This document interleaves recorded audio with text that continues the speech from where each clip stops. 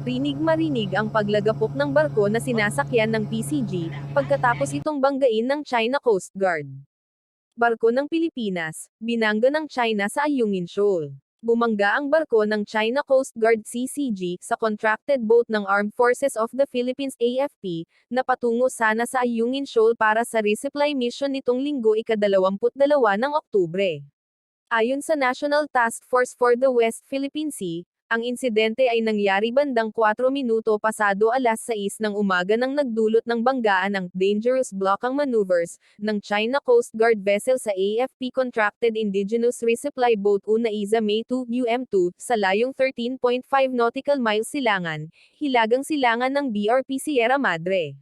Ang UM2 ay nagsasagawa ng regular at routine rotation and resupply (RORE) mission sa BRP Sierra Madre na nakahimpil sa Ayungin Shoal mula pa noong 1999.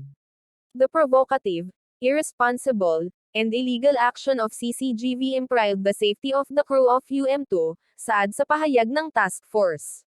Sa kaparehong RORE mission, sinabi ng NTFWPS na ang Philippine Coast Guard vessel MRRV Portside ay binangga ng WAS Chinese Maritime Militia Vessel 00003 SIM sa layong 6.4 nm hilagang silangan ng Ayungin Shoal. Kinundena ng task force ang insidente sa pagsasabing nalabag nito ang sovereign rights ng Pilipinas. The National Task Force for the West Philippine Sea (NTFWPS) condemns in the strongest degree the latest dangerous, irresponsible, and illegal actions of the CCG and the Chinese Maritime Militia done this morning, in violation of Philippine sovereignty, sovereign rights and jurisdiction and in utter blatant disregard of the United Nations Charter, the United Nations Convention on the Law of the Sea, Convention on the International Regulations for Preventing Collisions at Sea and relevant international maritime conventions, and the 2016 Arbitral Award, saad sa pahayag.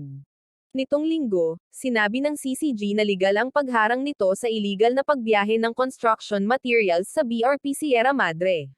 The Chinese Coast Guard ship intercepted the trespassing Philippine ship in accordance with the law even though multiple warnings were ineffective, dagdag niya.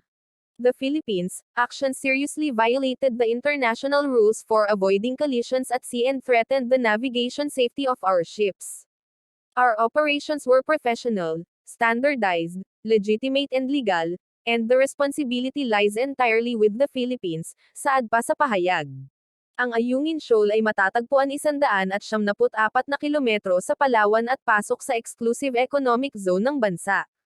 Inabisuhan na ang iba pang ahensya patungkol sa nangyari sa resupply mission.